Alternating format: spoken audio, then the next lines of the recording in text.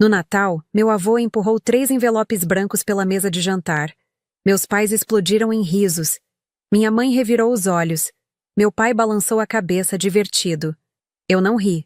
Apenas agradeci. No dia seguinte, o banco ligou.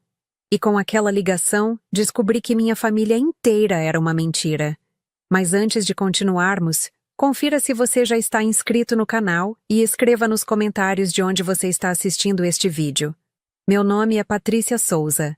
Tenho 32 anos. Para entender o que aconteceu naquele Natal, você precisa conhecer minha família. Precisa entender a casa onde cresci.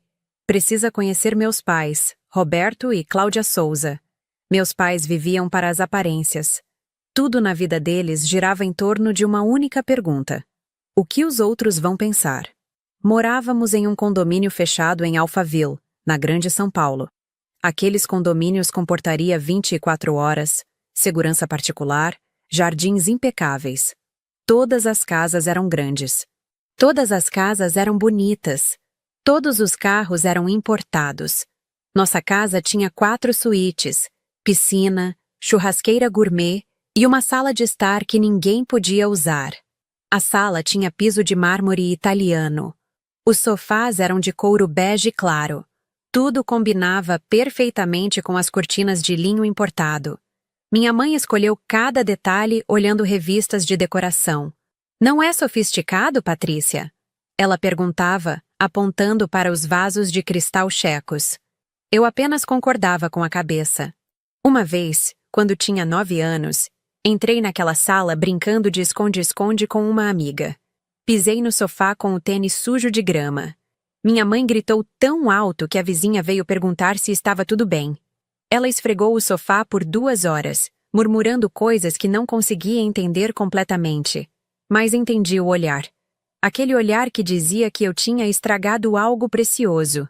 Depois daquele dia, nunca mais entrei naquela sala sozinha. Na verdade, evitava entrar ali completamente. Minha infância foi uma série interminável de sessões de fotos. Minha mãe era obcecada por registros fotográficos perfeitos. Cada aniversário, cada Natal, cada Páscoa, cada viagem de férias. Tínhamos que posar. Tínhamos que sorrir. Tínhamos que parecer a família perfeita. Lembro de um Natal específico. Eu tinha 13 anos. Minha mãe comprou vestidos vermelhos combinando para nós duas. O meu coçava horrores. A etiqueta arranhava meu pescoço. Eu estava franzindo o rosto na hora da foto. Patrícia, sorria. Meu pai ordenou. Ele estava ao lado da árvore de Natal, uma das mãos no bolso, praticando seu sorriso relaxado de revista. Está coçando, eu reclamei, tentando afastar a gola do pescoço. Para com isso, minha mãe sibilou, baixinho, mas com firmeza. Ela apertou meus ombros e me virou de frente para a câmera. Seu pai e eu trabalhamos muito para te dar essa vida. O mínimo que você pode fazer é parecer grata em uma foto. Agora sorria. Então eu sorri. Foi um sorriso apertado, forçado. Meus olhos estavam tristes na foto. Mas minha mãe adorou aquela imagem. Ficamos parecendo uma família de comercial. Ela comentou animada.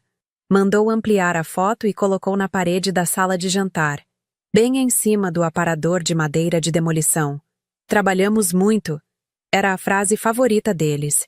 Eles repetiam isso em cada festa, em cada reunião de família, em cada conversa com os vizinhos do condomínio. Meus pais adoravam dar festas. Adoravam encher a casa com outras pessoas igualmente preocupadas com aparências. A casa ficava lotada de gente falando alto, rindo daquele jeito exagerado, bebendo vinho caro e usando perfumes que faziam minha cabeça doer. Meu papel nessas festas era ser a filha educada e invisível. Eu usava o vestido que minha mãe escolhia. Cumprimentava os adultos com beijinhos no rosto. Oferecia para pendurar os casacos. E então, quando ninguém estava prestando atenção, eu subia para meu quarto e lia um livro. Uma vez, uma senhora que eu não conhecia me seguiu escada acima. Ela estava procurando o banheiro e se perdeu. Me encontrou sentada na cama, lendo 100 anos de solidão. Ela sorriu. Se escondendo? Concordei com a cabeça. Ela olhou ao redor do meu quarto. Era o único cômodo da casa que parecia realmente habitado. Tinha pôsteres nas paredes, uma escrivaninha bagunçada, roupas jogadas na cadeira. Seus pais são meio intensos, né? Ela disse. E depois riu, parecendo sem graça. Sou a Luciana Gomes. Mais tarde, ouvi minha mãe conversando com ela perto da escada. Ah, a Patrícia é tímida demais. Minha mãe disse naquela voz aguda e artificial que ela usava em festas. Está naquela fase esquisita da adolescência. Esperamos que ela cresça logo e supere isso. Eu não era tímida. Eu só odiava fingimento. Odiava aquelas conversas vazias. Odiava o barulho. Odiava ter que sorrir para pessoas que não me conheciam e não se importavam comigo. A verdade é que todo aquele trabalho duro dos meus pais era mentira. A casa grande, os carros importados, as festas caras, os sofás de couro, as viagens para a Disney. Tudo aquilo veio de um único lugar. Tudo veio do meu avô, Antônio Souza. Vô Toninho era completamente diferente dos meus pais. Ele era um homem que tinha construído tudo do zero. Começou com uma pequena empresa de terraplanagem nos anos 70. Um caminhão velho, 2 pás, muito suor. Com o tempo, transformou aquilo em uma das maiores construtoras de infraestrutura do estado de São Paulo. Ele era daqueles homens da velha guarda. Acordava às 5 da manhã todos os dias. Lia o jornal impresso enquanto tomava café preto e forte. Usava camisas de manga curta bem passadas e calças sociais com cinto de couro. Suas mãos eram grandes e calejadas. Meu pai trabalhava na empresa do vô Toninho. O cargo dele era pomposo. Diretor de Relações Institucionais. Mas eu passei um verão inteiro ajudando meu avô a organizar documentos no escritório central da construtora. Vi as planilhas. Vi os relatórios. Vi quem realmente trabalhava e quem só fingia. Meu pai basicamente jogava golfe com clientes, almoçava em restaurantes caros colocando tudo na conta da empresa e participava de eventos sociais. A construtora do vô Toninho pagava pela nossa casa no condomínio.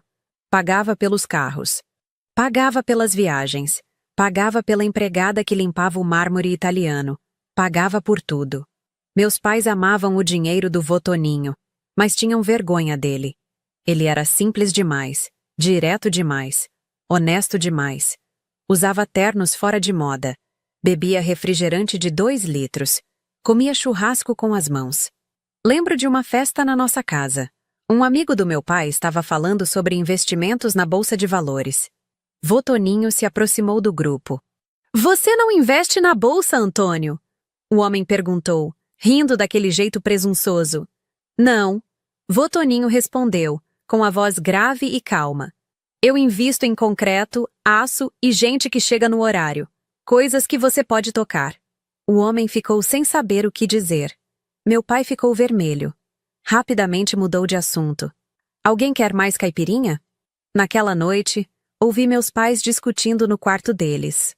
Ele me humilhou, Cláudia. Meu pai reclamou, falando sobre concreto e aço como se fosse um operário qualquer.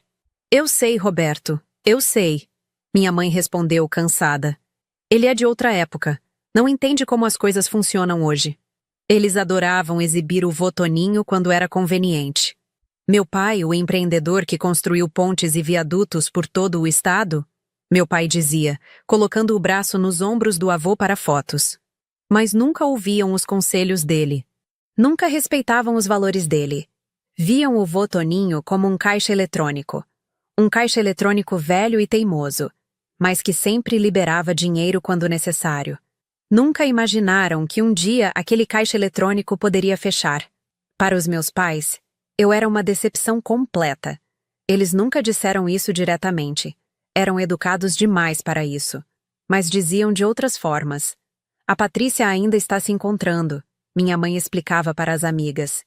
Ela é criativa, meu pai dizia, como se criatividade fosse uma doença. Está desperdiçando o potencial dela. Essa era a frase favorita. Desperdiçando o potencial. Para meus pais, sucesso tinha uma definição muito estreita. Significava uma casa grande no mesmo condomínio. Significava um emprego respeitável como médica, advogada ou executiva de multinacional. Significava casar com alguém que também tivesse casa grande e emprego respeitável. Eu não tinha nada disso. Morava em um apartamento de 2 quartos alugado em Pinheiros, zona oeste de São Paulo. Era pequeno. O piso rangia. A cozinha era minúscula. A área de serviço não tinha nem máquina de lavar. Meus pais odiavam meu apartamento. É tão apertado. Minha mãe comentou na primeira vez que visitou. Ela olhou para meu sofá velho de tecido como se ele tivesse pulgas. E esse bairro, Patrícia? Você se sente segura aqui? Eu amo aqui, mãe, respondi. E era verdade. Meu apartamento era meu. As paredes estavam pintadas de um amarelo suave que eu mesma escolhi. Tinha plantas nas janelas. Livros espalhados por todos os cantos. Fotos de viagens que fiz sozinha. Almofadas coloridas que comprei em feiras de artesanato. Era um espaço para viver. Não para impressionar. Era bagunçado. Era confortável. Era real. Meu trabalho era outro problema. Eu era arquiteta paisagista autônoma. Paisagista? Meu pai perguntou quando contei. Sua testa franzida em confusão. Isso é jardineira? Não, pai. Eu projeto espaços externos, jardins, praças, áreas de lazer. Ajudo as pessoas a terem contato com a natureza. Não tem dinheiro nisso, Patrícia. Ele disse, balançando a cabeça com desaprovação. É um hobby. Você desperdiçou anos de faculdade em um hobby. Devia ter feito medicina. Eu quase fiz medicina. Eles empurraram tanto que cheguei a prestar vestibular. Passei. Cursei um semestre. Fui absolutamente miserável. Chorava toda noite estudando anatomia. Tinha crises de ansiedade antes das aulas práticas. Uma noite, estava tendo um ataque de pânico tentando decorar os ossos do corpo humano quando o vô Toninho ligou. Você tá com uma voz estranha, menina. Ele disse. Tô bem, vô. Não tá não. Tá parecendo que engoliu um sapo. O que foi? Então eu desabei. Contei que não queria ser médica. Contei que queria trabalhar com plantas, com espaços, com a natureza. Queria ajudar as pessoas a se reconectarem com o mundo verde. Queria criar lugares bonitos onde crianças pudessem brincar e adultos pudessem respirar. Ele ficou em silêncio por um tempo longo. Pensei que ele também estava bravo. Tá bom, ele finalmente disse. Vem aqui no sítio no sábado. Traz roupa velha. Quando cheguei no sítio dele, em Ibiúna, ele não me levou para a casa. Me levou para o fundo do terreno, onde tinha uma área enorme cheia de mato. Preciso de um jardim aqui, ele disse. Vamos fazer um. Passamos o fim de semana inteiro trabalhando juntos. Ele não apenas mandava, ele ensinava. Me ensinou a ler o solo, me ensinou sobre drenagem, me ensinou quais plantas se davam bem em sombra, quais precisavam de sol pleno, me ensinou a respeitar o tempo da natureza. Não é sobre fazer bonito rápido, Patrícia, ele disse, ajoelhado na terra, plantando mudas de jabuticabeira. É sobre fazer certo. É sobre criar raízes fortes. Se a base for fraca, não importa quão bonitas sejam as flores. Tudo vai morrer. Minhas mãos ficaram sujas de terra. Formaram calos. Minha unha quebrou. Fiquei com o rosto queimado de sol. Nunca tinha sido tão feliz. Quando terminamos, tínhamos criado um pequeno jardim com árvores frutíferas, canteiros de ervas e um caminho de pedras. Era simples. Era funcional. Era lindo. Isso é trabalho de verdade, Patrícia, ele disse, colocando a mão pesada no meu ombro. Trabalho honesto. Nunca deixa ninguém te dizer diferente. Larguei medicina na semana seguinte. Prestei vestibular de novo, dessa vez para arquitetura e urbanismo. Meus pais ficaram furiosos. Não falaram comigo por um mês. O vô Toninho foi o único que compareceu à minha formatura. Ele era o único que realmente me entendia. Era o único que perguntava sobre meu trabalho de verdade, não sobre quanto eu ganhava. Ele ligava. Que problema você está resolvendo hoje, Patrícia? Eu contava sobre o projeto de uma praça comunitária em Paraisópolis, sobre um jardim terapêutico para um centro de reabilitação, sobre um telhado verde para uma escola pública. E o que você fez? Ele perguntava. Eu explicava minhas ideias. Plantas nativas que precisam de pouca água, áreas de sombra para as crianças brincarem, Horta comunitária para os moradores cultivarem alimentos. Bom, ele resmungava de aprovando. Inteligente, honesto, essa é minha menina. Ele era o único que me via de verdade. Meus pais viam potencial desperdiçado. Vô Toninho via meu trabalho. Ele tinha um ditado. Ouvi ele dizer isso muitas vezes. Geralmente depois de ver alguém sendo rude, ostentando ou fingindo ser quem não era. Ele observava com aqueles olhos atentos. Então olhava para mim e dizia: dinheiro não testa ninguém, Patrícia. Gratidão é que testa. Nunca entendi completamente o que ele queria dizer. Achei que fosse só mais uma daquelas frases de avô. O que você quer dizer, vô? Perguntei uma vez. Estávamos em um restaurante simples de comida caseira na estrada. Ele tinha acabado de deixar uma gorjeta de R$ 50 para a garçonete que parecia exausta. Você observa como as pessoas tratam quem não pode fazer nada por elas.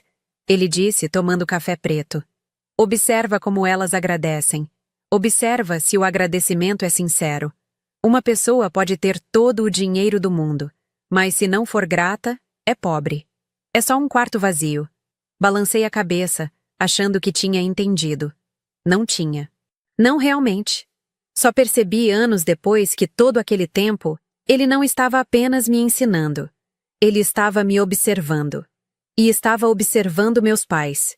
Ele sempre dizia: dinheiro não testa ninguém. Gratidão é que testa. Eu nunca imaginei que aquele jantar de Natal seria o teste final. A sala de jantar cheirava a peru assado e farofa. Era véspera de Natal. Jantar na casa dos meus pais, como sempre. Minha mãe tinha passado semanas planejando o cardápio. A mesa estava impecável. Era uma mesa longa de madeira escura de demolição, polida até brilhar. Estava posta com a louça especial, aquela com detalhes dourados nas bordas. Os copos de cristal refletiam a luz das velas. O centro de mesa era enorme. Arranjo com flores importadas, pinhas pintadas de dourado e galhos de pinheiro. A atmosfera estava tensa.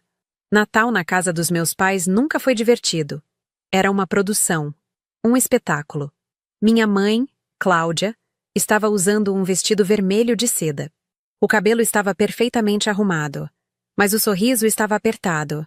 Ela estava ansiosa. Roberto, você acha que o peru ficou seco? Ela sussurrou para meu pai. Tá bom, Cláudia.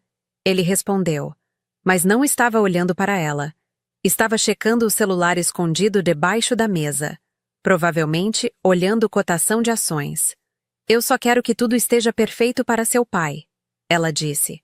Vô Toninho estava sentado na cabeceira da mesa. Ele parecia menor naquela cadeira enorme de espaldar alto. Estava usando uma camisa social azul clara, bem passada, mas era velha. Dava para ver pelo desbotado do tecido no colarinho. Vi minha mãe olhando para a camisa. Sabia o que ela estava pensando. Que era inapropriado para a mesa de Natal perfeita dela. Eu estava tentando ser invisível. Usava um vestido preto simples, bebia água. Contava os minutos até poder voltar para meu apartamento pequeno e silencioso. A conversa era toda sobre meus pais. Nossa viagem para Gramado foi maravilhosa, minha mãe disse para o vô Toninho. Estamos pensando em comprar um apartamento lá, para investimento, sabe? Vô Toninho fez. Ele não tinha tocado no peru. Vocês já têm uma casa aqui. Ah, pai! Minha mãe deu aquela risada aguda e falsa. É investimento. Roberto é muito esperto com investimentos. É mesmo, Roberto? Vô Toninho perguntou, olhando para meu pai. O mercado está muito aquecido, Antônio. Meu pai disse, inflando o peito. Tem que saber a hora certa de entrar e sair. Observei meu avô. Ele apenas assentiu devagar. Comeu um pedaço de farofa. Parecia cansado. Depois da ceia, minha mãe serviu uma sobremesa complicada. Pavlova com frutas vermelhas e folhas de ouro comestível. Então vô Toninho pigarreou. Foi um som baixo. Mas naquela sala enorme e silenciosa, soou como um tambor. Tenho uma coisa para vocês, ele disse. Meus pais pararam. Olharam para ele. Ele colocou a mão no bolso da camisa e tirou 3 envelopes brancos comuns. Envelope de carta. Nada especial. Deslizou um pela mesa para meu pai, outro para minha mãe, e o terceiro veio deslizando pela mesa até mim. Um presentinho de Natal para cada um, ele disse. A voz baixa e calma. Meus pais se entreolharam. Então riram. Minha mãe, Cláudia, riu primeiro. Aquela risada de festa, aguda e cristalina. Ah, pai, ela disse, pegando o envelope, mas sem abrir. Você ainda faz essas brincadeiras? Que fofo! Ela abanou o rosto com o envelope. O que é dessa vez? Um cheque de 1 milhão de abraços? Meu pai, Roberto, riu também. Um riso presunçoso. Pegou o envelope e bateu ele na mesa. O homem adora as piadinhas dele. Ele disse olhando para mim. Só entra na brincadeira, Patrícia. Ele adora isso. Ele nem abriu o envelope. Apenas colocou ao lado da taça de vinho como se fosse um guardanapo usado. Eu não ri. Olhei para o vô Toninho. E ele estava olhando para mim. Os olhos dele. Nunca vou esquecer os olhos dele naquele momento. Não estavam brilhando. Não estavam alegres. Estavam tristes. Profundamente, devastadoramente tristes. Ele observou minha mãe rir do presente dele. Observou meu pai descartar o envelope. Então os olhos dele encontraram os meus. Peguei meu envelope. Obrigada, avô, eu disse. Minha voz saiu baixa. Ele segurou meu olhar. E por um segundo, apenas um segundo, ele assentiu. Um movimento minúsculo, quase invisível. E antes de desviar os olhos, ele disse algo tão baixinho que meus pais não escutaram. Guarda bem. Meu coração deu um aperto estranho. Guarda bem. O que isso significava? Segurei o envelope no colo. Ele parecia pesado. Parecia importante. Minha mãe já tinha esquecido o dela. Deixou em cima do aparador, ao lado de uma pilha de guardanapos de tecidos sujos. Ela já estava falando sobre os planos para a festa de Réveillon. Meu pai tinha enfiado o dele no bolso interno do paletó, provavelmente sem nem pensar. Como você guarda um cartão de visita que vai jogar fora depois? A piada tinha acabado. A performance continuou. Coloquei meu envelope dentro da bolsa. Meti a mão na bolsa e segurei ele com força. Não entendia o que estava acontecendo. Ainda não. Mas sabia, lá no fundo, que algo tinha se quebrado. Estava sentada naquela mesa polida e perfeita e sentia a rachadura. A fundação estava cedendo. Quando fui embora, abracei o vô Toninho. O abraço dele foi mais apertado que o normal. Ele segurou por um segundo a mais. Dirige com cuidado, Patrícia, ele disse no meu cabelo. Vou sim, vô. Te amo. Também te amo, menina, ele sussurrou. Você é uma boa menina. Você é de verdade. Meus pais acenaram da porta linda e iluminada. A luz do lustre de cristal derramava sobre o gramado perfeito. Feliz Natal! Minha mãe gritou. Não esquece de ligar para sua tia. Eles já estavam fechando a porta. Já estavam seguindo em frente. Sentei no carro frio por 1 minuto inteiro. A mão no bolso da bolsa, apertando aquele envelope branco. Não parecia uma piada. A volta para meu apartamento em Pinheiros foi silenciosa. As ruas estavam quase vazias. Luzes de Natal desfocadas passavam pelas janelas. Vermelho, verde, azul. O aquecedor do carro estava quebrado. Estava com frio. Dirigi com uma mão no volante e a outra na bolsa. Os dedos enrolados no envelope. Guarda bem. As palavras dele ecoavam na minha cabeça. Que fofo. A risada da minha mãe ecoava. O homem adora as piadinhas dele. O sorriso presunçoso do meu pai. Senti enjoo. Senti uma raiva fria e pesada se instalando no estômago. Eles nem abriram os envelopes. Nem olharam. Riram dele. Riram de um presente na cara dele. Quando cheguei no prédio, subi as escadas correndo. Não conseguia esperar para estar dentro do meu próprio espaço. Tranquei a porta atrás de mim e encostei nela, respirando forte. Meu apartamento estava bagunçado e quente. Acendi um abajur pequeno. Tirei o casaco e joguei no sofá desgastado. Fiz um chá. As mãos tremiam um pouco. Sentei no chão, as costas apoiadas no sofá. O envelope estava na mesinha de centro. Era apenas um envelope branco comum.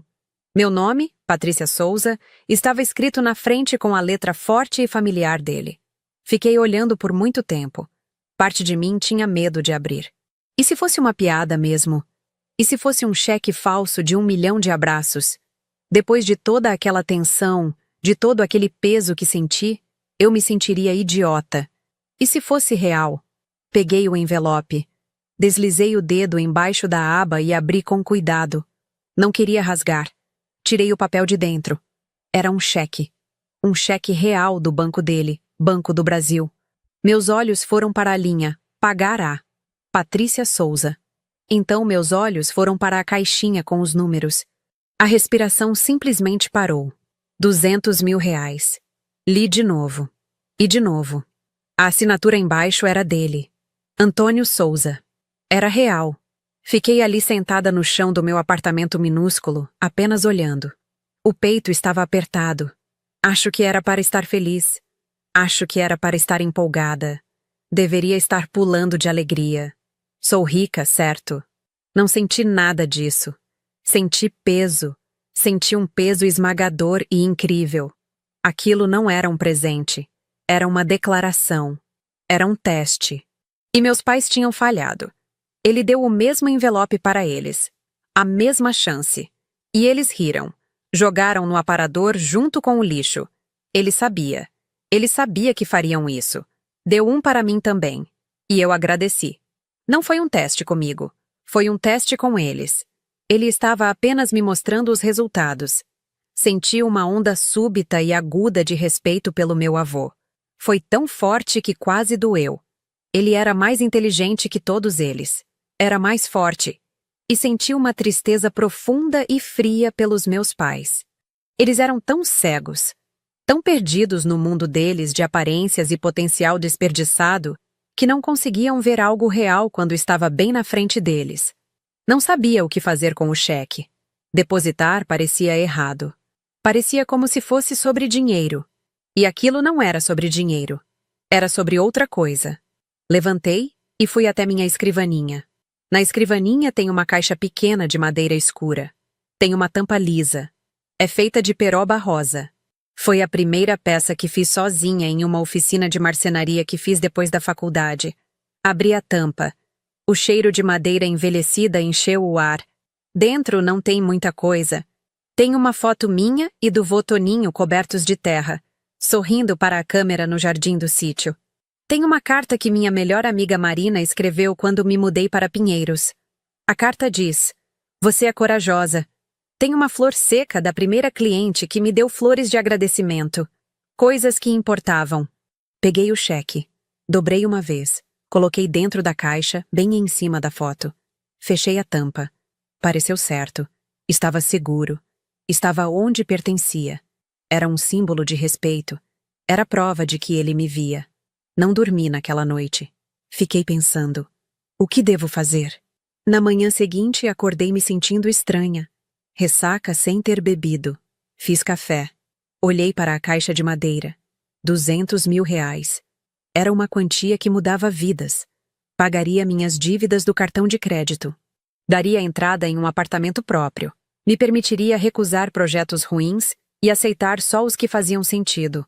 Me daria segurança. Um pensamento novo rastejou na minha cabeça. Um pensamento pequeno e feio. E se meus pais estivessem certos? E se fosse um jogo? E se esse fosse o teste de verdade? E se ele estivesse esperando para ver o que eu faria? Se eu depositasse imediatamente, isso me tornaria gananciosa? Seria tão ruim quanto eles? Se eu não depositasse, estaria desrespeitando o presente dele? Seria uma idiota? Me senti confusa. Me senti como se estivesse em uma daquelas histórias com charadas. Precisava saber. Não era sobre o dinheiro. Era sobre saber se aquilo era real. Aquela coisa toda maluca era real ou eu estava imaginando? Não era só curiosidade. Era necessidade de verdade. Disse para mim mesma que não estava depositando. Estava só conferindo. Peguei meu celular. Abri o aplicativo do banco. Minhas mãos tremiam tanto que mal conseguia fazer o login. Tirei o cheque da caixa. Senti que estava fazendo algo errado, como se estivesse traindo a confiança. Coloquei ele reto na mesa. Depósito por foto. Tirei foto da frente. Minha mão tremia. A foto saiu borrada. Tirei de novo. Tirei foto do verso. Para depósito via aplicativo. O aplicativo rodou por um momento. Depósito enviado no valor de R$ 200.000. Senti enjoo. Coloquei o cheque de volta na caixa de madeira. Fechei a tampa. Me senti pequena. Me senti como se tivesse pego aquele símbolo lindo e pesado de respeito e tentado transformar em dinheiro. Me senti como meus pais. As próximas horas foram tortura. Sentei no sofá e fiquei encarando o celular. Tentei trabalhar. Não consegui. Cada vez que o celular vibrava, eu pulava.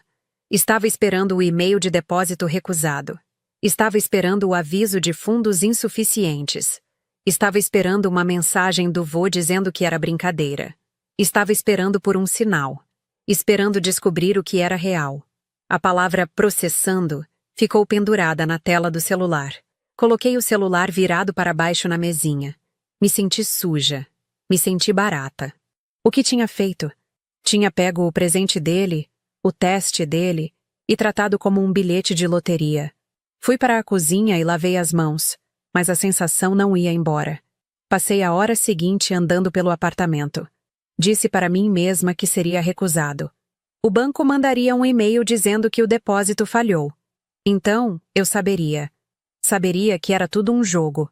E colocaria o cheque de volta na caixa e nunca mais olharia para ele. Seria o fim. Estava quase torcendo para falhar. Meu celular ficou em silêncio. O silêncio era alto. Depois de mais uma hora, não aguentei mais. Peguei o celular. O aplicativo do banco ainda estava aberto. Atualizei a página. Meu coração parou. Não apenas parou. Parecia que alguém tinha apertado e espremido ele. O status de processando tinha sumido. O cheque estava listado em transações concluídas. E o saldo da minha conta, o número no topo da tela, tinha mudado. Estava olhando para um número com 5 dígitos antes da vírgula. Era real. O depósito não tinha sido recusado. Não tinha sido bloqueado. Não era piada. Era real. Seu depósito foi aprovado. As palavras estavam ali, na tela, bem na minha frente. Era só um número em uma tela, mas parecia que uma montanha tinha acabado de cair na minha sala. Minhas mãos tremeram tanto que derrubei o celular no sofá. Era real. Sentei. Coloquei a cabeça nas mãos. Não estava feliz. Estava apavorada. Porque se meu cheque era real, significava que os cheques deles eram reais também. E eles riram. Deixaram na mesa. Meu Deus! Não sabia o que fazer. Deveria ligar para eles? Mãe, pai, aquele cheque que vocês riram era real. Deveria ligar para o vô? Vô, por que você fez isso? Não fiz nada. Apenas sentei ali, congelada. O número na tela do celular parecia estar queimando um buraco no meu apartamento. Fiquei ali sentada por talvez 10 minutos. Talvez uma hora. Não sei. Então, meu celular tocou. A tela acendeu. Mãe. Meu sangue virou gelo. Era isso. A outra bomba. Deixei tocar uma vez. 2. 3 vezes. Limpei a mão suada na calça. Atendi. Alô? Minha voz saiu como um sussurro minúsculo. Patrícia, por que demorou tanto para atender? A voz dela estava aguda e apertada. Não parecia minha mãe. Parecia afiada. Estava no banheiro, mãe. O que foi? O que foi? O que foi? Ela repetiu. Vou te dizer o que foi. Acabei de passar pela experiência mais humilhante da minha vida. Fiquei em silêncio. Seu pai e eu estávamos arrumando as coisas do Natal. Encontrei aquele envelope que seu avô me deu. E o que seu pai recebeu também. Estávamos rindo, sabe? A voz dela estava tremendo. Tentava soar casual, mas estava falhando. Pensamos, por que não? Vamos ver qual é a piada. Então liguei no banco, só para perguntar, sabe?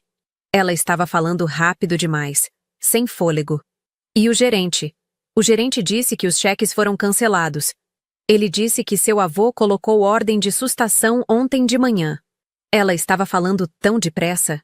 Ele me humilhou, Patrícia. Ele deixou a gente. Ele. Como ele pôde? Continuei em silêncio. Não sabia o que dizer. Você falou com seu avô hoje? Ela perguntou. A voz de repente ficou fria e desconfiada. Não. Por quê? Não mente para mim, Patrícia. Não estou mentindo, mãe. Houve um silêncio longo e gelado. Dava para ouvir ela respirando. O gerente do banco, ela disse, a voz agora perigosamente baixa, disse que um cheque passou. Um grande. Hoje de manhã. Ela fez uma pausa. Os nossos foram cancelados, mas o seu passou. Não consegui falar. Minha garganta tinha fechado. Ele está fazendo favoritismo de novo, ela gritou. O volume repentino me fez recuar. Era um som que eu não ouvia há anos. Era o som da minha infância. O som da água derramada no sofá branco. Era ciúme cru e feio. Depois de tudo que fazemos por ele, nós o recebemos, cuidamos dele, gerenciamos a vida dele. E você? Você aparece 2 vezes por ano e ele te dá. O que ele te deu, Patrícia? Mãe, eu... Quanto? Ela exigiu. Não podia contar. Não ia contar. Isso é ridículo. Ela explodiu. Vou passar para seu pai. Ouvi barulho. Ouvi a voz raivosa e abafada do meu pai. Me dá esse telefone, Cláudia. Patrícia. Ele latiu. Oi, pai. Não me cumprimenta. Sua mãe está histérica. Você devia ter nos contado. Contado o quê? Sussurrei. Que você sabia. Que sabia que o cheque era real. Você foi pelas nossas costas. Você depositou, não foi? Correu para o banco logo cedo como uma pequena. Uma pequena ladra. Não foi assim.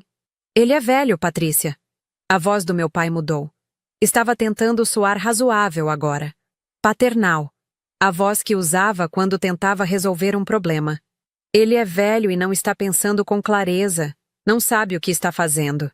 Pensei nos olhos do vô. Claros, tristes, firmes. Ele está fazendo joguinhos e você caiu. E criou um problema enorme para essa família.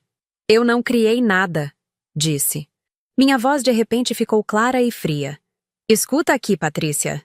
Esse dinheiro não é seu. É dinheiro da família. Seu avô está confuso.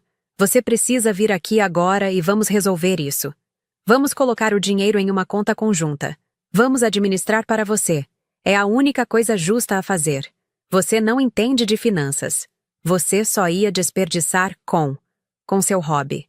Não é hobby, eu disse. Isso não está em discussão. Ele gritou. Você colocou essa família em uma situação terrível. Deveria ter nos contado. Vocês riram, eu disse. As palavras finalmente saindo. Vocês nem abriram. Chamaram de piada. Houve um silêncio longo e terrível. Eu tinha dito a verdade. A única coisa que eles não podiam argumentar. A voz do meu pai quando voltou estava plana e fria. Mais fria do que eu já tinha ouvido. Ele é um homem velho e senil, Patrícia. E você é uma garota muito, muito tola. Ele desligou. Fiquei ali sentada. O telefone ainda pressionado na orelha. O sinal de ocupado zumbindo. Ele é velho. Ele não sabe o que está fazendo. Olhei para o número na minha conta bancária. Olhei para a caixa de madeira na escrivaninha. Aqui construí sozinha na oficina de marcenaria. Dinheiro não testa ninguém. Gratidão é que testa. Meus pais estavam errados. Sabia com uma clareza súbita e terrível que meu avô sabia exatamente o que estava fazendo. Os próximos 2 dias foram os mais longos da minha vida. Fiquei como um fantasma no meu próprio apartamento. Não atendi o telefone. Não chequei meu e-mail. Meus pais ligaram de novo. E de novo. E de novo. Os nomes apareciam na tela. Mãe. Pai. E eu apenas observava, com o estômago embrulhado, até ir para a caixa postal. Eles deixaram mensagens. As da minha mãe eram primeiro chorosas e suplicantes. Patrícia, querida, por favor me liga. Estamos só preocupados com você. Seu pai estava nervoso. Ele não quis dizer aquilo. Queremos só conversar. Isso tudo é um mal-entendido. As do meu pai eram diferentes. Eram curtas e raivosas. Patrícia, para com esse comportamento infantil. Me liga agora. Então as mensagens de texto começaram. Sabemos que você está aí. Isso é irresponsável. Você está destruindo essa família. Eu estava destruindo a família. Não a ganância deles. Não as risadas deles. Eu desliguei meu celular. O silêncio era melhor. Mas também era pior. Os R$ 200.000 estavam na minha conta corrente. Parecia uma bomba. Estava com medo de tocar. Estava com medo de olhar.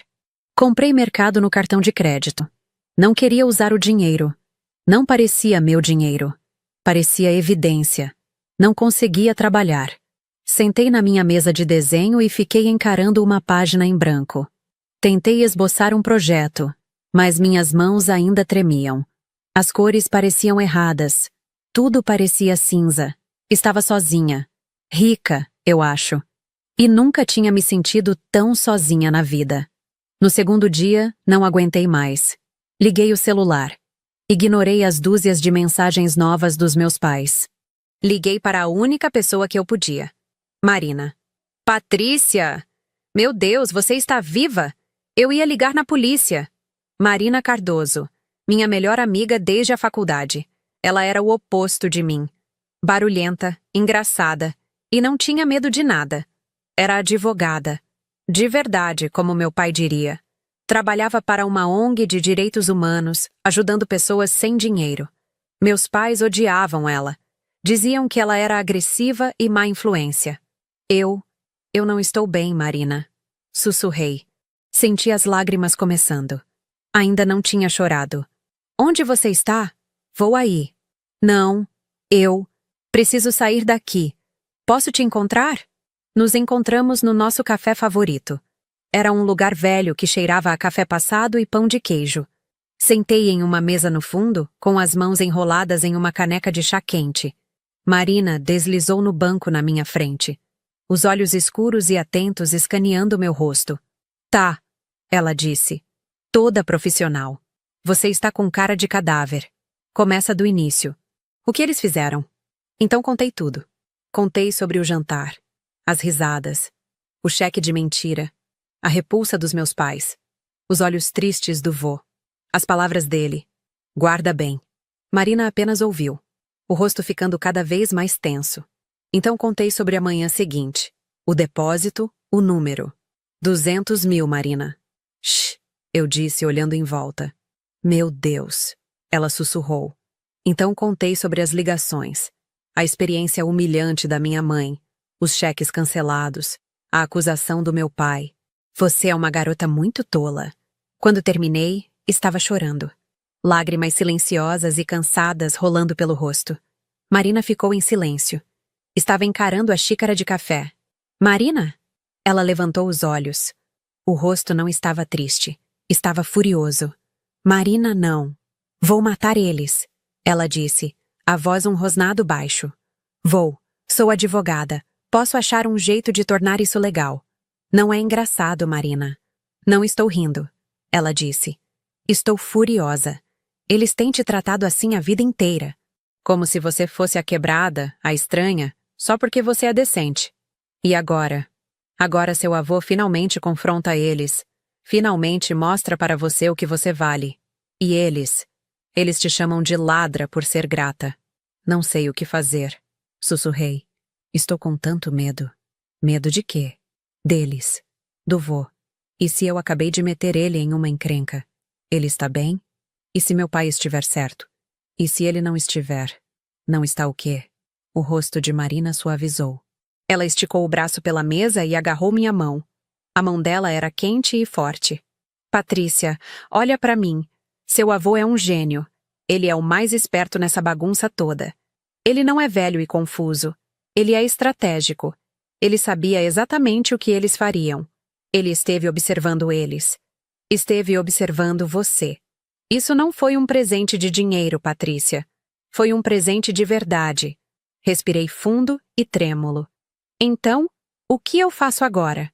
Nada, ela disse. Você vive sua vida. Você paga suas dívidas. Você aluga aquele espaço que estava sonhando para seu escritório. Você usa o dinheiro. Esse é o melhor obrigada que você pode dar para ele. E bloqueia o número dos seus pais. Não posso fazer isso. Tá bom, então. Ela suspirou. Passinhos. Só espera. Espera pelo próximo movimento. Dirigi para casa me sentindo não melhor, mas mais forte. Marina tinha colocado aço na minha espinha. Ele é um gênio. Foi um presente de verdade. Cheguei no apartamento. Conferi a caixa de correio. E lá estava. Não era um envelope comum. Era grosso, cartão de papel pesado cor creme. Meu nome, Patrícia, estava escrito na frente com a letra do meu avô. Aquela escrita forte, clara, antiga. Meu coração voltou para a garganta. Era isso. Subi as escadas. As chaves tremendo na mão. Sentei no sofá. Abri. Não tinha carta. Nenhuma explicação. Só um cartão único. Grosso como o envelope. Era impresso. Não manuscrito. Jantar, sábado, 19 horas. Embaixo estava o endereço da casa dele. Não a casa dos meus pais. A casa dele. Só isso. Meu sangue gelou. Esse era o próximo movimento. Esse era o confronto. Liguei para Marina. Ele me convidou para jantar. Eu disse. Sábado. Tá, ela disse. A voz cautelosa. Só você? Acho que sim. Só tem horário e lugar. E daí? Marina disse, a voz ganhando aquele tom de advogada. Você acha que ele vai confrontar eles? Eles vão estar lá? É uma emboscada? Olhei para o cartão simples e elegante. Jantar. Sábado. 19 horas.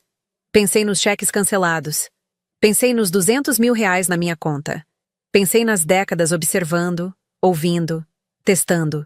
Uma sensação calma, fria e triste se instalou em mim. Não, Marina. Eu disse baixinho, olhando para o cartão. Acho que ele não vai confrontar eles. Então o quê? Acho que ele já confrontou.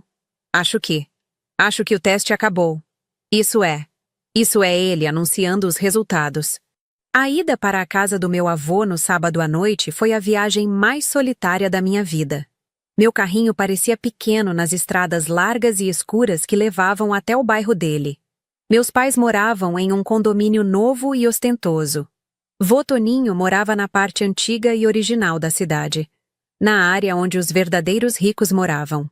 A casa dele não era uma caixa moderna de vidro e concreto branco como a dos meus pais. Era uma casa de 3 andares de tijolo aparente, sólida e atemporal e real. Ficava recuada da rua, escondida por carvalhos velhos e enormes. Estacionei atrás de uma fileira de outros carros muito mais caros. Reconheci o Mercedes prata dos meus pais. Meu estômago despencou. Eles estavam lá. Isso não era só anunciar resultados. Era uma execução. E eu não sabia se era a convidada de honra ou o prato principal. Caminhei até a porta da frente. Conseguia ouvir meu coração batendo nos ouvidos. Pensei em dar meia volta. Pensei em entrar no carro, voltar para Pinheiros e nunca mais falar com nenhum deles. Mas pensei no vô, nos olhos tristes dele. Guarda bem. Precisava ver aquilo até o fim. Toquei a campainha. A porta abriu quase imediatamente. Não era o vô. Era a empregada dele, Dona Lúcia. Ela trabalhava para ele desde que me lembro. Ela sorriu para mim. Um sorriso caloroso e genuíno. Patrícia, ele está te esperando no escritório. Meus pais estão aqui? Sussurrei. O sorriso de Dona Lúcia desapareceu. Estão na sala de jantar, ela disse. E o tom dela me disse tudo. Ela me levou pelo corredor. A casa dos meus pais era toda paredes brancas e luzes brilhantes e duras. A casa do vô Toninho era quente. As paredes eram forradas de estantes de livros. O chão era de tábua corrida escura coberta com tapetes persas antigos e lindos. Cheirava a livros velhos, cera para madeira e o cheiro fraco e doce do fumo de cachimbo dele. Cheirava a casa. Ela abriu as portas do escritório. Vô Toninho estava sentado atrás da mesa enorme e escura dele. Não estava trabalhando. Estava só ali sentado, as mãos entrelaçadas, esperando por mim. Oi, Patrícia, ele disse. A voz calma. Oi, vô, eu disse. Queria correr até ele. Queria chorar. Queria fazer 1 milhão de perguntas. Só fiquei ali parada. Você parece nervosa, ele disse. Estou. Não precisa estar, ele disse. Você não fez nada errado. Senta. Sentei na poltrona grande de couro na frente da mesa dele. Ele olhou para mim. Os olhos claros e atentos. Você recebeu meu convite? Assenti. Eles estão aqui, não estão? Estão, ele disse. Agora, antes de entrarmos lá, quero que você saiba uma coisa. O que acontecer naquela sala hoje não tem nada a ver com você. Não é sua culpa. Não é seu problema. Isso é entre mim e eles. Faz 30 anos que é. Seu único trabalho hoje à noite é ficar quieta e ser real. Você consegue fazer isso? Ser real. Só ser você mesma, Patrícia. É tudo o que você sempre foi. É tudo o que eu sempre pedi. Ele se levantou. Era um homem velho, mas se levantou reto. Parecia poderoso. Estava usando um terno escuro, não o suéter velho de sempre.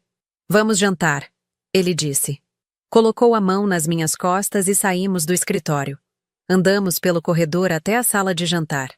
Senti como se estivesse andando dentro de um pesadelo. Meus pais estavam de pé perto da lareira. Não estavam conversando. Minha mãe, Cláudia, estava usando um vestido preto caro demais. O sorriso estava esticado. Tão apertado que achei que o rosto dela fosse rachar. Os olhos estavam vermelhos.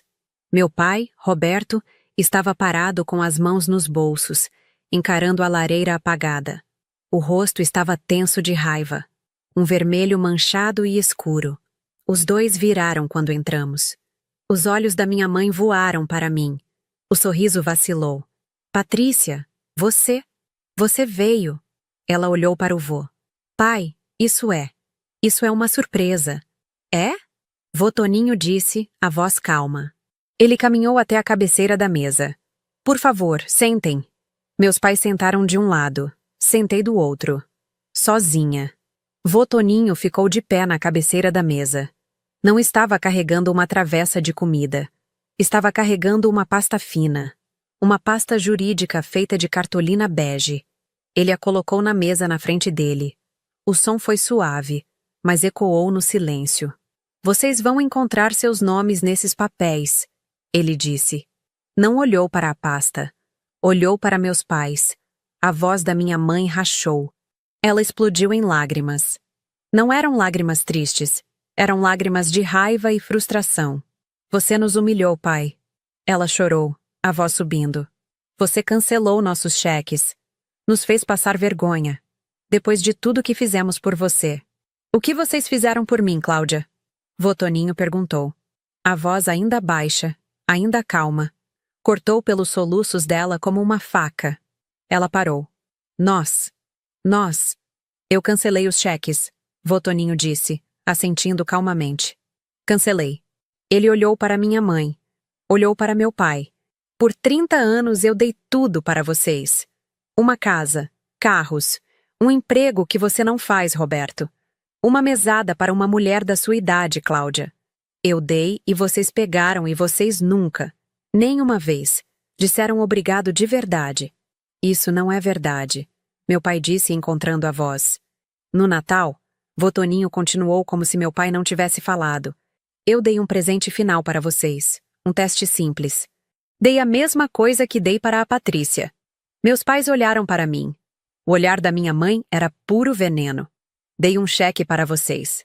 Um de verdade. Um presente. E vocês riram. Riram de mim. Jogaram no aparador junto com o lixo. Você revirou os olhos, Cláudia. Você deu aquele sorrisinho, Roberto. Vocês me chamaram de piada. A voz dele estava tão calma. Era isso que tornava tudo tão aterrorizante. Ele não estava gritando. Estava apenas dizendo os fatos. Vocês riram de um presente. Então riram de mim.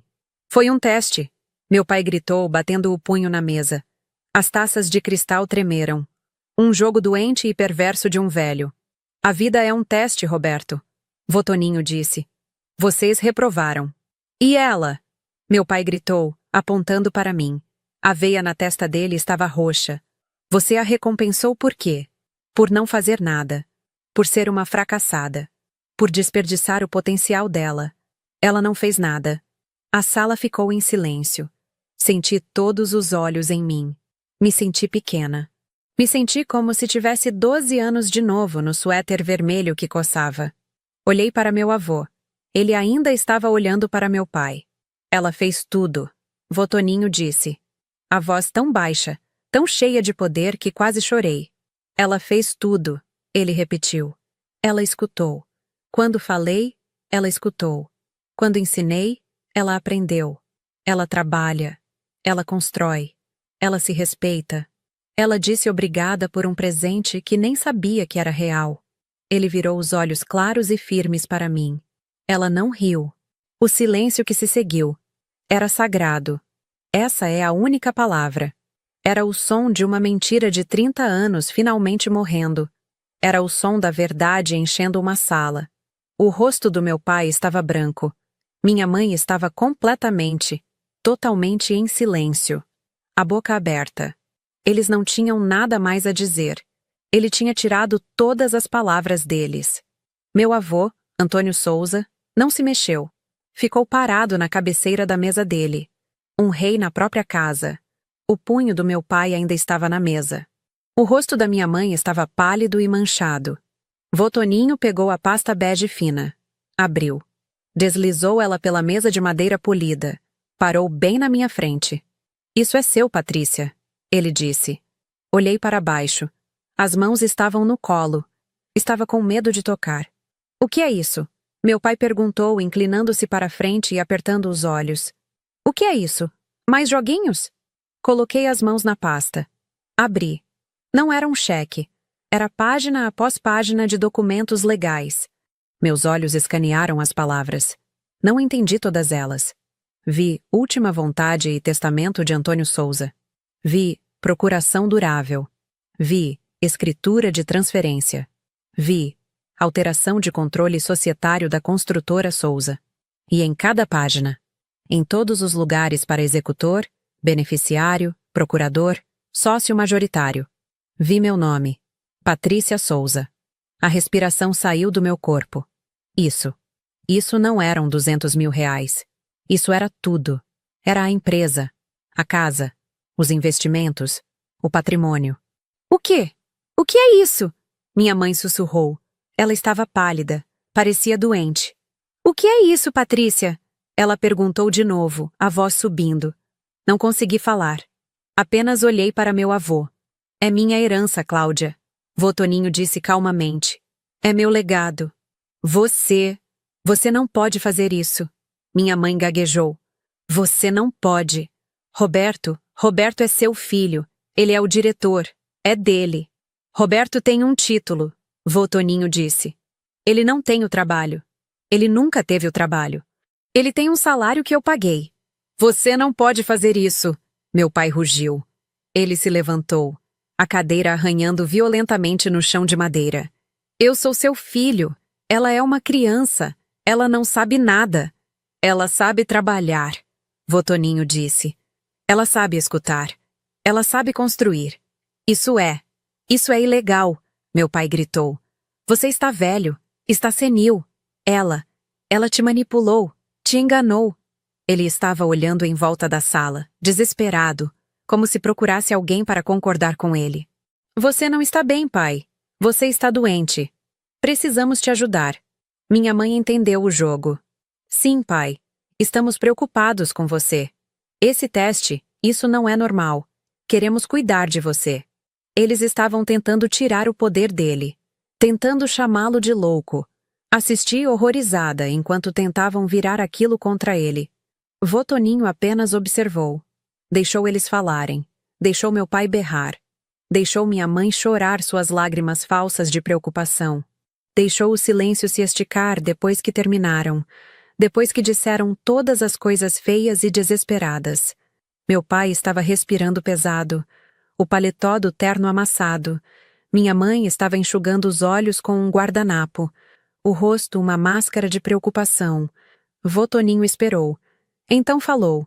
E a voz dele não era de um homem senil e velho. Era a voz do homem que construiu uma empresa com um único caminhão. Era aço. Eu não estou doente, Roberto.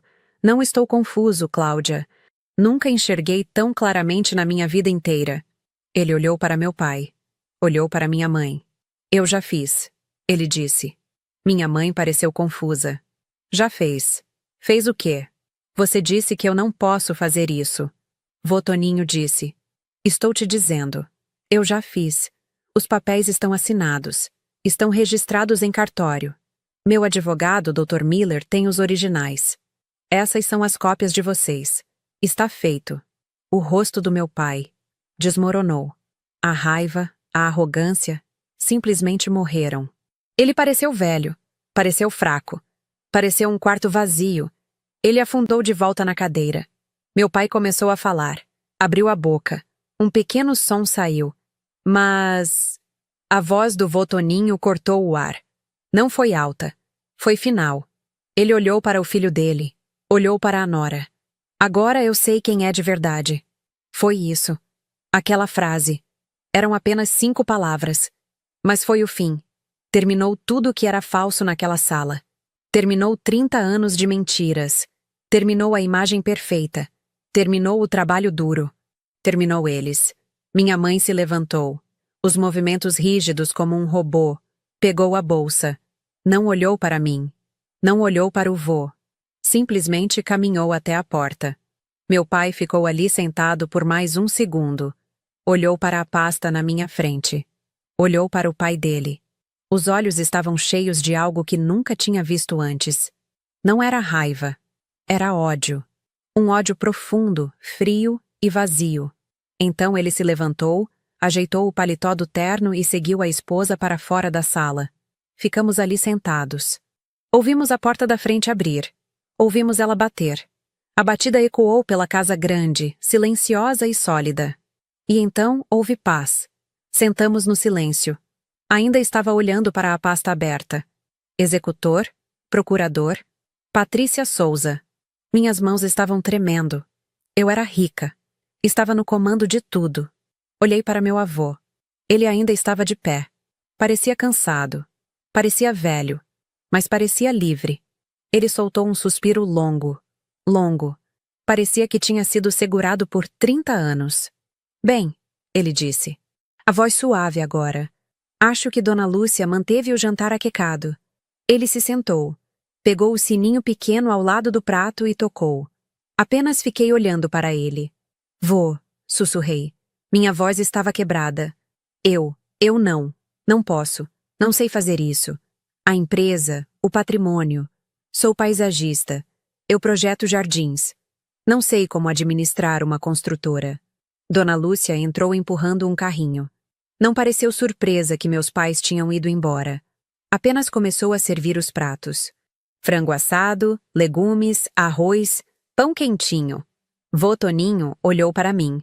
Sorriu. Um sorriso real, caloroso. Eu te ensinei a fazer um jardim, não ensinei? Sim, mas... Você começou com um pedaço de terra vazio. Você mediu. Você planejou. Você aprendeu sobre o solo. Aprendeu sobre as raízes. Aprendeu sobre a fundação. É a mesma coisa, Patrícia. Só uma mesa maior. Ele colocou um pedaço de frango no meu prato. Vamos contratar gente para fazer as partes que você não sabe.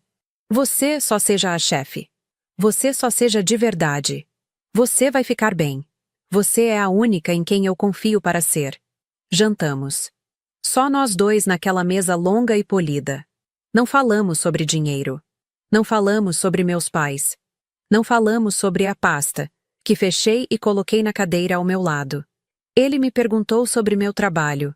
Me conta sobre aquele projeto que você estava fazendo, o da creche comunitária. Esse mesmo. Então contei. Contei como projetei um jardim sensorial para as crianças, com plantas que tinham texturas diferentes, aromas, cores. Como criei uma área com sombra de árvores nativas. Como fiz uma pequena horta onde as crianças poderiam plantar e colher. Ele ouviu, assentiu. Inteligente, ele disse. Boa fundação. Conversamos sobre as chuvas de verão. Ele queria saber se eu achava que as jabuticabeiras do sítio iam dar frutos esse ano. Falei sobre um livro que estava lendo sobre paisagismo sustentável. Conversamos como sempre conversamos. Depois do jantar, tomamos café no escritório. Antes de eu ir embora, ele me acompanhou até a porta. Estou com medo, vô, eu disse. A voz baixinha. Eu sei, ele disse. Colocou a mão pesada e calorosa no meu ombro. É por isso que sei que você é a pessoa certa. Os que não têm medo. Esses são o problema. Ele colocou a mão no bolso e me entregou um pedaço pequeno de papel dobrado. Não era cheque. Só um bilhete. Leia depois, ele disse. Me abraçou. Dirige com cuidado, Patrícia. Dirigi para casa. Me senti entorpecida. Me senti flutuando. Cheguei no apartamento, sentei no sofá, abri o bilhete, a letra dele. Dinheiro muda de mãos todo dia. Respeito só uma vez. Chorei. Finalmente chorei.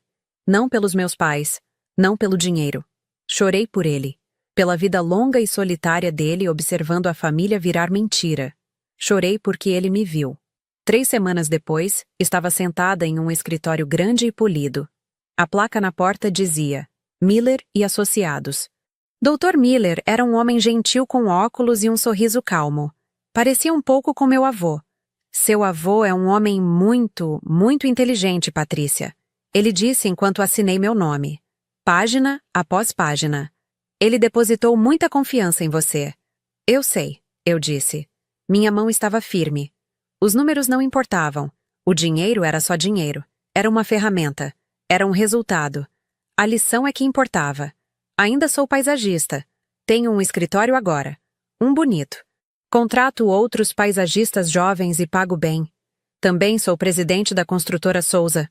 Sento em uma mesa grande em uma sala de reuniões. Escuto. Aprendo. Tomo decisões. É só uma mesa maior. Nunca mais ouvi dos meus pais.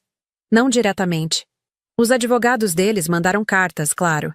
Tentaram contestar a herança. Disseram que o vô estava senil e sob influência indevida.